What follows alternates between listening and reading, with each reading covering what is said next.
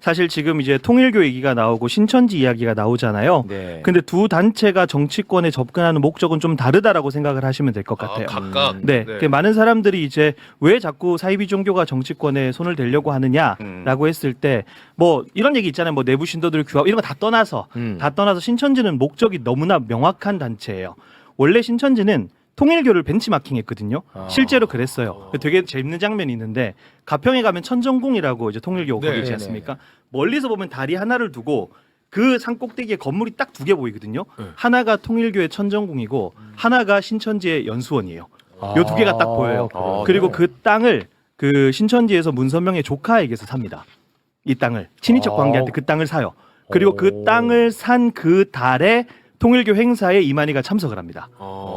기본적으로 통일교라는 단체 자체가 이제 많은 사이비장 단체였던지 뭐 원조격 물론 그 외에도 있지만 통일교 이탈에서 분파들이 많이 생기는데 신천지 같은 경우도 통일교 교리를 차용해서 만들어진 단체거든요. 그러다 보니까 통일교를 계속 벤치마킹하는데 통일교는 사실상 신도 수는 많지는 않지만 자금을 바탕으로 해서 글로벌 다국적 기업으로 키워졌단 말이에요.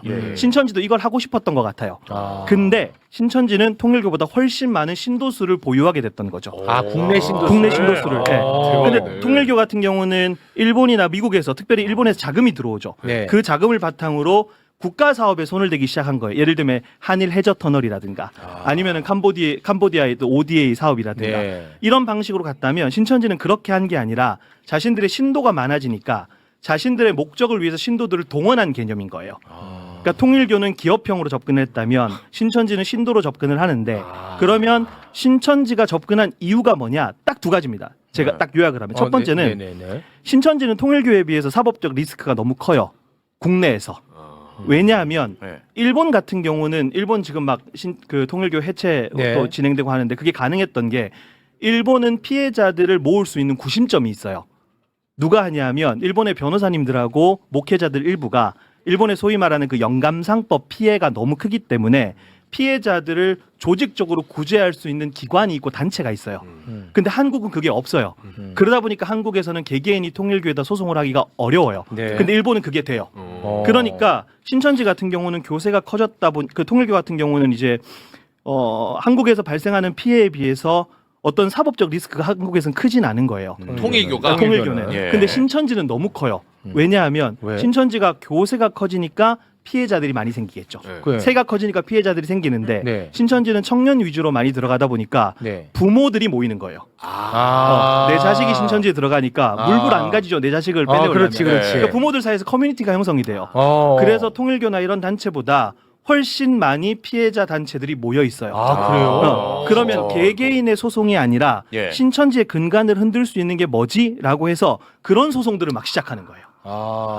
단순히 내가 피해를 받습니다 이런 개념의 소송이 아니라 신천지가 지금까지 해왔던 불법적인 요소들을 찾아가지고 그걸 가지고 막 소송을 제기하기 시작하는 거예요. 그러니까 신천지 같은 경우는 이런 사법적 리스크가 다른 단체들보다 훨씬 많은 단체예요. 그러니까 이걸 조금 해소를 해야 돼요. 어디를 통해서? 정치권을 통해서. 이게 1번의 목적입니다. 이게 목적이 너무 크고 두 번째는 이게 종교적인 이유인데 신천지는 신도들을 동원할 때마다 했던 얘기가 뭐냐면 자기들이 과천에 성전을 지어야 돼요. 이 사람들의 성전.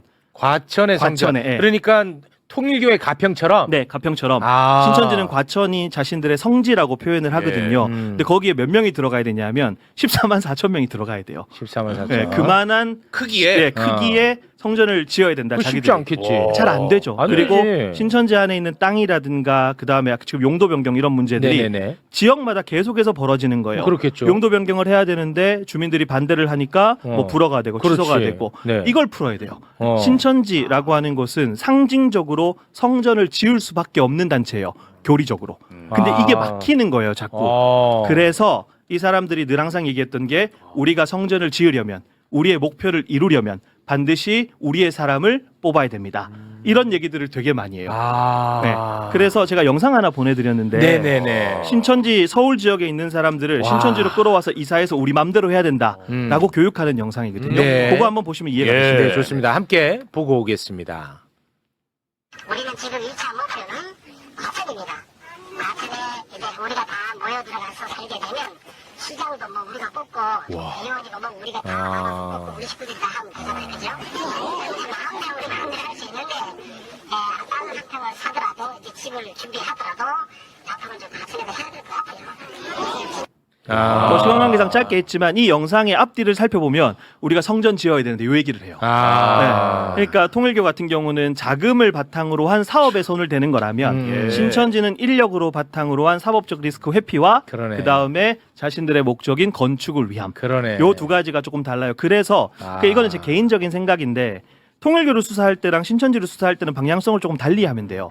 통일교 같은 경우는 자금의 흐름을 쫓아가야 돼요. 통일교는 네, 자금. 자금이고 신천지 같은 경우는 이게 좀 증빙하기가 어려운데 어떤 혜택을 받았는지를 찾아봐야 돼요. 어떤 혜택을 받았는지. 그러니까 행정적 혜택. 네네. 오. 어떤 사법적 리스크, 어떤 행정적 혜택을 받았는지. 야. 그래서 그렇지. 이를 조금 나눠 가지고 접근을 하면 수사의 방향성이 그렇게 가야 되지 않을까. 와, 야, 소름이다. 이렇게 분석하는 사람이 없어요. 근데 정확한 것 같아. 그러니까 진짜. 신천지는 어쩔 도리 없이 정치 권력을 업고 가야 되는 거야. 그럴 수밖에 없죠. 네. 그런데 거기에 최적화된 놈이 또 윤석열이었던 것 같아. 윤석열이는 정치 권력도 업을 것 같고 예. 심지어 사법 리스크도 해결해 줄 수 맞죠. 있는 그렇죠. 네. 일석이조야. 네, 맞습니다. 그리고 일단 그 이만희 씨가 경북 청도 출신이거든요. 예. 그러다 보니까 기본적인 정치적 색깔도 맞는 거예요. 아. 지금 이제 노컷뉴스에 단독 보도 나온 거 보니까 기만희 신천지가 한나라당 당원 가입 의혹도 지금 이제 들여다본다라고 예. 하는데 네, 맞습니다. 사실 이게 조금 안타까운 게 우리는 이런 이슈들이 나올 때 와 어떻게 이럴 수 있지라고 하지만 과거에 문제가 됐던 걸 제대로 끊지 않았기 때문에 여기까지 온 거거든요. 그렇습니다. 제가 사진 보내드린 거 첫 번째 거 보여드리면 이미 2007년이에요.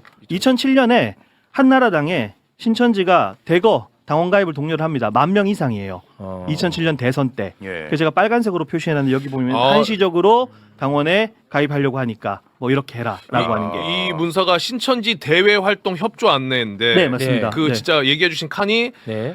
아래와 같이 한나라당 특별 당원으로 한시적으로 가입하여 준비하고자 하오니 검토하셔서 지시하여 주시기 바랍니다. 와, 이게 몇 년이라고? 이게 2007년이에요. 야. 근데 더 올라가 볼게요. 제가 드린 사진의 세 번째 거 보시면 예.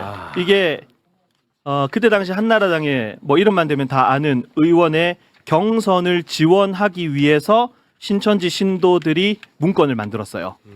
이게 2003년입니다. 2003년으로 네, 올라가도 그런 게 있어. 향후 계획. 향후 계획. 그래서 경선 때 어떻게 해야 될지 이 문건이 쫙 만들어져 있는데 그 중에 제가 일부만 보내드렸거든요. 그러네. 그러니까 어떻게 가입해야 되고 어떻게 들어가야 되고 지금 2026년인데 2003년, 2007년부터 이런 일들이 계속해서 벌어져 왔다라고 하는 거예요. 그러네요. 근데 대놓고 했네 이거는. 전형적 정규 유착이야. 대놓고 했네. 근데 이렇게 신천지 문제가 많이 벌어져도 여전히 뭐 행사 같은 것들이 국회의원 뭐 그쪽실에서 일어나기도 하거든요. 예. 제가 사진 또 보여드릴 수 있는 거 보면 이 사진이 뭐예요? 이게 뭐냐면 네. 신천지 행사인데 네. 이게 국회의원 회관에서 열린 행사예요. 그래요? 이게 작년 4월이거든요. 네. 사진 없나요? 평화야 친구하자. 요거 다음 사진을 보시면 네. 이제 여기 오른쪽 상단에 보면 IWPG라고 나와 예, 있잖아요. IWPG. 여기 신천지 단체거든요. 아. 신천지 단체인데 여기 주체에 보시면 사단법인 세계 여성 평화 그룹 이게 이제 IWPG예요. 네. 근데 서지영 국회의원 국민의힘입니다. 그리고 김일호 국민의힘 서울특별시당 위원장 이게 주체로 들어가 있어요. 와, 주최. 근데 만약에 이렇게 말씀하실 수 있죠. 아니 IWPG가 신천지인 거 우리가 어떻게 알았냐? 그렇지. 근데 예를 들어서 매불쇼에 A라는 단체에서 우리 협업합시다라고 요청을 해요. 네. 근데 봤더니 내용이 너무 좋아요. 근데 A라는 단체를 지금까지 한 번도 본 적이 없어요. 네. 그럼 이 단체에 대해서 뭐 PD님들이 작가님들이 얘네들은 그럼 내용은 좋은데 뭐 하는 단체지? 라고 찾아볼 거 아니에요. 찾아봅니다, 저희는. 이거 한 번만 검색해 보면요 신천지 바로 뜹니다. 아, 바로 떠요? 바로 뜹니다. 아, 그러니까 바로. 몰랐다라고 하는 것은 사실 말이 안 되는 거죠. 아, 바로 그러니까 떠. 이런 식으로 끊임없이 계속해서 신천지는 다양한 방식으로 정치권에 접근을 해왔고 예. 뭐 여성단체가 필요하면 여성단체를 조직하고 뭐 청년단체가 필요하면 청년단체를 조직해서 정치권에 계속 줄을 대왔다. 네. 이렇게 생각하시면 될 것 같아요. 그러니까는 검경합동수사본부가 신천지에 대한 정교유착 의혹에 대한 수사에 본격적으로 나섰습니다. 저희는 신천지 전직 간부로부터 국민의힘 당원 가입 명부 파일을 입수했습니다. 최근 5년간 최소 5만 명의 교인이 국민의힘에 입당했다는 것이 이 간부의 주장입니다. 명부엔 이름과 전화번호뿐 아니라 주민등록번호도 적혀 있었습니다. 이런 당원 모집에 필라테스라는 작전명까지 붙었습니다. 정혜성 기자의 단독 보도입니다. 경기 과천에 있는 신천지 요한지파 건물입니다. 서울 사당과 과천 등을 담당하는 요한지파는 신천지 12지파 중 본부격입니다. JTBC는 요한지파에서 국민의힘 당원 가입에 개입한 전직 간부 이모 씨를 직접 만나서 인터뷰했습니다. 2023년 5월 이만희 신천지 총회장이 있는 총회에서 지시가 내려왔다고 했습니다. 이번에는 좀 특이하게 단순히 당원 가입만 시키는 것이 아니라 그 당비를 납부하는 뭐 책임 당원, 뭐 권리 당원, 뭐 그런 그 당원으로 가입을 시키는 것 자체가 목적이었고, 교회마다 최소 교인 절반 이상은 책임 당원으로 가입시켜야 하는 할당량도 제시됐습니다. 제적이 약 300명 정도 됐었는데 저희 지역에서 목표로 그 가입을 시켜야 되는 할당량이 150명이었습니다. 목표는 달성하셨나요, 당시에? 당시에 목표를 달성을 했었습니다. JTBC는 실제 해당 간부가 직접 작성한 당원에 가입한 명단 파일을 입수했습니다. 서울 사당, 신사, 신림 등 지역과 경기 군포, 의왕 등으로 지역을 나눠 정리한 파일입니다. 신도 이름과 전화번호 그리고 주민등록번호 앞자리 등 정보가 적혀 있습니다. 당원 가입은 절대적 비밀이라며 필라테스, 빨간색 당과 같은 단어가 쓰였습니다. 국민의힘이라고 하지 말고 빨간색 당, 빨간색으로 가입을 해야 된다. 뭐 이런 식으로 계속 비유적으로 오늘 지금부터 당원 가입시키는 이 프로젝트는 내부 은어로 필라테스 동호회 회원 가입을 하는 것처럼. 취재진과 만난 이 간부는 간부 회의 강조사항 메모도 공개했습니다. 이른바 작전명은 필라테스 유의사항, 문자로 절대 권유하지 말고 녹음도 주의하라는 부분도 보입니다. 최소로 잡았을 때 5만 명 이상이라고 생각을 하고 있습니다. 22년 대선 그 전부터 당원 가입이 됐었던 거고. 22년 윤석열 전 대통령이 당선됐고 23년엔 당권 경쟁이, 24년엔 총선이 있어 신천지는 23년을 중요한 기회로 판단한 거로 보입니다. 관련 내용을 여러 차례 물었지만 신천지 측은 답하지 않았습니다. 신천지 특검 반대 투쟁이 아닐까 싶습니다. 그렇다면 단식 투쟁이 이해가 가는 측면이 있어요. 그렇죠. 왜냐? 국민의힘 죽게 생겼습니다. 국민의힘과 신천지가 유착되어 있을 정황이 너무나 많이 나오고 있습니다. 예. 신천지는 2018년 고양시에 한 대형 물류 센터를 사가지고 그곳에 교회를 지으려고 했나 봐. 아, 예. 그럼 교회를 지으려고 하면 용도 변경 신청을 해야 될 거 아니겠습니까? 그렇죠. 그런데 2023년 8월에 고양시가 용도 변경 신청을 허가를 해줍니다. 오. 대박 터졌죠. 교회 하라고. 네, 신천지 대박 터졌죠. 그런데 시민들이 강력하게 반발을 합니다. 신천지가 여기 들어오는 게 말이 되냐고. 그래서 12월 26일에 용도 변경 신청권을 직권 취소하는 일이 발생해요. 아, 고양시가. 예. 예. 그러다 보니까 신천지가 본인들의 힘을 보여줄 필요가 생긴 것 같아. 그런데 정치인은 표가 또 필요하고. 그렇죠. 이게 이제 절묘하게 맞아 떨어지는 것 예. 같습니다. 신천지는 교인들을 국민의힘에 가입시키고 주소 정보를 고양시로 옮기라는 지시를 했던 것 같습니다. 전 신천지 교인의 폭로가 있었는데 이거는 증거가 있어요. 증거. 텔레그램 증거가 있습니다. 예. 사진 소개 부탁드립니다. 말씀해주신 것처럼 고양시에서 용도 변경 신청 취소한 게 12월 26일이잖아요. 예, 예. 근데 12월 30일에 이렇게 텔레그램이 옵니다. 각 지역별 목표 수만큼 가입 및 주소 변경. 자, 주소지 고양갑 지역은 여기로 주소를 옮기고 고양병 지역으로는 여기로 주소를 옮겨야 된다. 그리고 변경 완료하면 주소지 수정해서 파일로 만들어서 보고해라. 뭐냐? 새로 가입도 해야 되고 당원 가입이 이미 되어 있는 사람들은 여기로 주소를 바꿔라 라는 거예요. 그리고 그 옆에 있는 게 이제 목표치. 가입 목표치. 교역자 20명, 장년회에는 40명, 부녀회는 200명, 청년회는 250명. 요런 목표가 전달이 됩니다. 네, 요건 정확하게 정당법 위반입니다. 예. 이 주의 자체가. 그리고 또 다른 폭로도 했거든요. 2023년 국민의힘 전당대회를 앞두고 교단의 지시로 2022년 12월에 국민의힘 당원으로 가입을 시키고요. 자신이 담당하는 신도들에게 당원 가입 안내까지 했다라고 이제 폭로를 했습니다. 자, 그리고 JTBC가 예. 신천지 전직 간부를 만나서 인터뷰를 했는데 요것도 어마어마한 폭로가 나왔습니다. 소개 부탁드립니다. 2023년 5월 이만희가 있는 총회에서 지시가 내려왔다. 국민의힘 당비를 납부하는 책임당원으로 가입시키는 것이 목적이었다.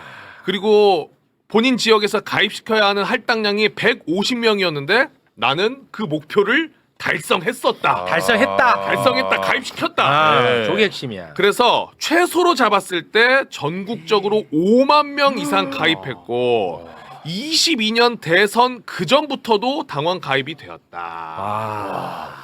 이게 어마어마합니다. 예. 이게 지금 단식 투쟁 안 할 수가 없습니다. 어떻게든 막아야 돼. 예. 정치 입장에서. 그런데 이제 더 큰 문제는 홍준표가 이거 대박이야. 홍준표가 이미 폭로를 했었어. 예. 그거 소개 부탁드립니다. 과거에 신천지 관련해서 페북에 올렸던 내용을 보면 내가 대구시장일 때 22년 8월에 이만희 별장에서 이만희를 만났었다. 이만희를 만났다는 거야. 직접 만나서 이만희한테 얘기를 들었는데 지난 대선 경선 때 신도 10만 명을 10만 책임 당원으로 국힘에 가입을 시켜서 윤석열을 도왔는데 도왔다고 이야기를 하면서 그 이유가 윤석열이 검찰총장 때 코로나 사태 있을 때 윤석열이 압수수색을 2번이나 막아줬다. 그래서 그 은혜를 갚기 위해서 우리가 가입을 시켰다. 그리고 지금도 책임당원으로 활동하고 있다고 이야기하더라. 와. 이만희가 나한테 와. 내가 들었다. 폭로했잖아. 예. 그런데 야, 폭로했다. 예.